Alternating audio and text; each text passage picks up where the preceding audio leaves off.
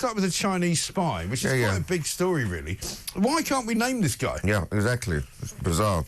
Isn't it just? So, on the front page of the Daily Mail, why China spy must be named, and it turns out our friends from Reform are threatening to unveil who he is in Parliament today. But at the moment, the suspected operative knew the Duke of York for a decade, prompting major concerns about national security and Beijing's influence on the British establishment.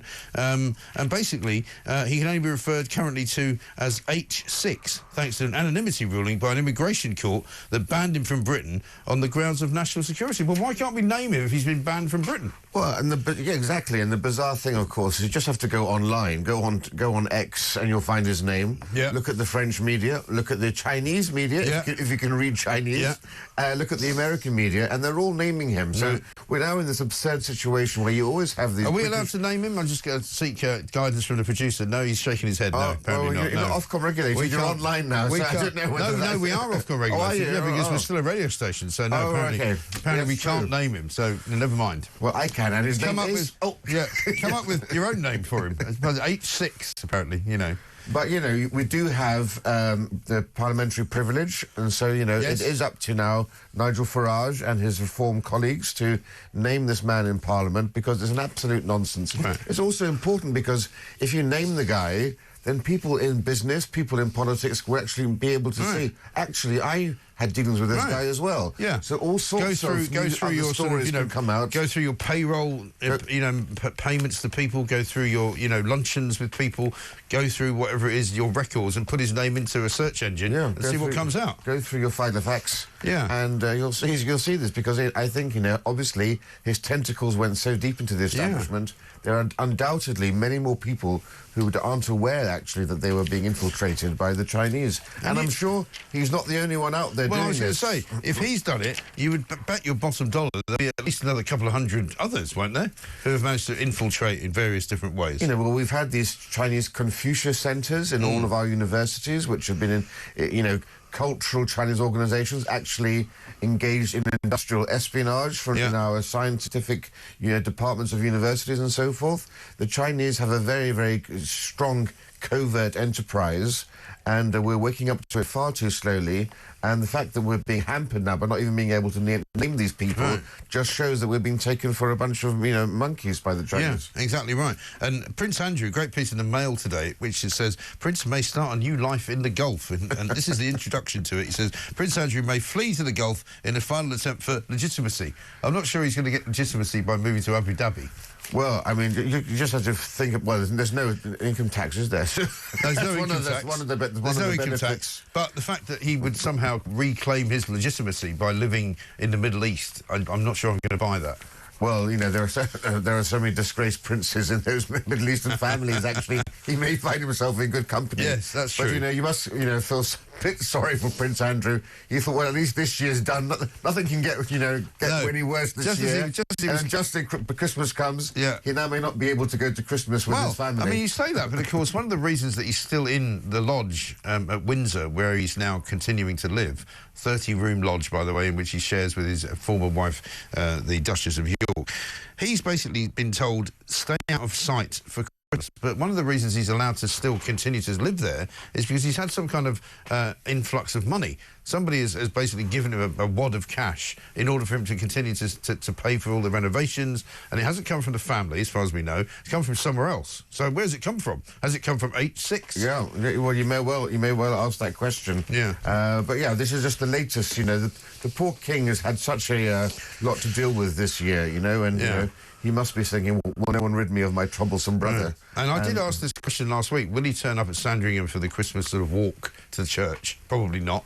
He's being urged, apparently, to withdraw from any public appearance alongside the family, including that walk to church on Christmas Day and a Christmas lunch at Buckingham Palace this week.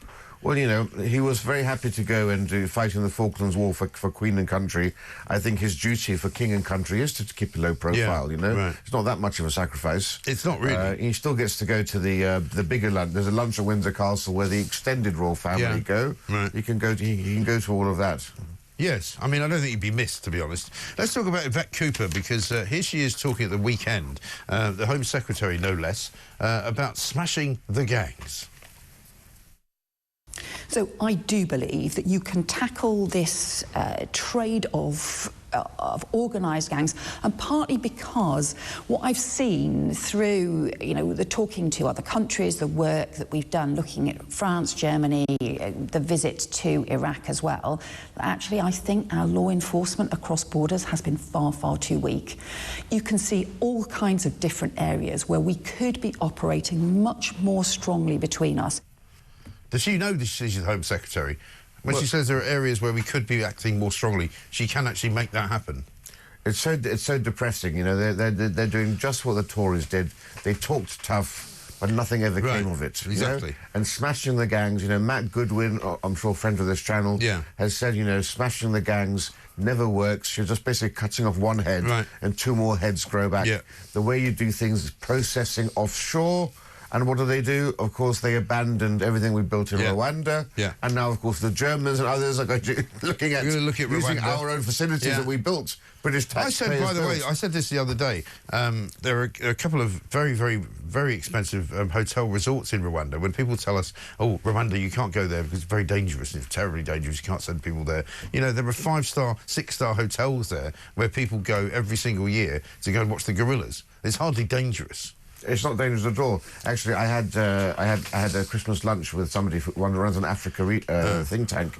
He said Rwanda's actually the success story of Africa. Right. And when it gets treated by the media, the same way that Israel gets treated, essentially. He said Rwanda is the Israel of Africa, and it attracts all the negativity for the very same reasons Israel gets negative attention. Very bizarre, isn't it? Meanwhile, more than 600 migrants crossed the channel in small boats on Thursday last week. Busiest December day on record, right? That includes all other Decembers. Total small boat arrivals so far this year, 34,582, up from 29,000 in 2023. So that's quite a substantial increase. It's not far off, 40% increase. And the other thing that I find astonishing is that they won't tell us, because we've been asking them. They've been boasting about sending, 37 people back on a plane to Pakistan. They're boasting about having sent about 6,000 people back altogether, which is a drop in the ocean. But they won't tell us who they are. They won't say whether they're offenders who have been in prison. They won't say whether they're people who have been charged with a crime. They won't say whether they're people who have simply failed their asylum claim. We don't know who they are. The government needs to be held to account on all of this stuff, because they are not being honest with the British public on this. We don't know what nationality people are in our prisons. We don't know the nationality of people who are committing criminal offences. It's almost, and it gives rise to conspiracy theories when the government is being so deliberately obfuscating. Rupert Lowe, tell us the bloody truth. Yeah, Rupert Lowe keeps asking these questions in Parliament for the Reform MP, and is waiting for the government to give an answer on this. And the Tories did it as well, And the ONS now don't even want to. There are other MPs. There are some MPs that I saw at the weekend from the Labour side complaining that Rupert Lowe's asking all these questions, saying, doesn't he know what he's doing is costing the country loads and loads of money? Well, sorry, that's his job. His job is to ask questions, and the civil service's job is to answer them. It's that simple. And since when is more information bad? We need to have all of this information. I mean, the latest Home Office data says that of the 140,000 small boat migrants who arrived after 2018, just 3% have been removed. Yes. Just let that sink in. Let that sink in. Well, I said this last week when they were let them sink. Let that sink in. When they were boasting about 37 people being sent back to Pakistan, I was like, well, that doesn't even fill one boat, because they bring about 50 or 60 per boat. Let's have a look at what Dame Angela Eagle said on migrants. It's not possible to know how many undocumented migrants there are. We only know the ones that we've come across. There are currently 107,000 people in our asylum system. That's the backlog that we inherited, which we're dealing with. But if somebody's here completely illegally and they got here illegally and we've never come across them, we don't know who or where they are. Tremendous. These are presumably the people that they haven't managed to actually help on board an RLLI vessel or a border force vessel. And I've been saying for years, there are plenty of parts of southeast England, and I know this to be true, where you can land a boat without anybody knowing you've done it. Pet Level, for example, Rye, Camber Sands. There's all sorts of places where they're very, very flat, down by, what's that... Dungeness, down by the power station down there, the nuclear power station. And there's all manner of places across the entire south coast where you could land a boat and nobody would ever know you'd even got there. Yeah, and we've got plenty of evidence from you know, eyewitnesses who say they've seen people just landing on a boat, jumping out of it, and running into the town. Yeah, if only Napoleon and Hitler realised that the way to invade Britain was by dinghy rather than by big ships. I know, forget about it. And I'm sure there are tens of thousands of people more than we've anticipated who live in this country, you know? And the thing is... My kids used to tell me they'd wander off into the woods around where we live in Sussex, and they would see these little sort of encampments of people, you know, living in tents in the middle of the woods. Now, they might be homeless people. More than likely, they're migrants. Yeah. And the thing is, Britain is so attractive because we don't go down tough enough on the black economy. No. So they go straight into the curry houses, they go straight into all these sorts of businesses. Deliveries, you know, whenever I order delivery, it will say Mohammed, and some woman will show up to deliver the stuff, you know, hello. So, yeah, there's a big issue here. We need to... the French are very good at cracking down on this. This is why people come over here. Yeah, of course. And also, it's rogue landlords who allow multiple people to live in one room, you know? Yeah. This is going on. If we crack down on the landlords, crack down on the employers who are employing these people, you will see a downturn in migration. You don't need to smash the gangs. There are things we can do here on the ground. Absolutely.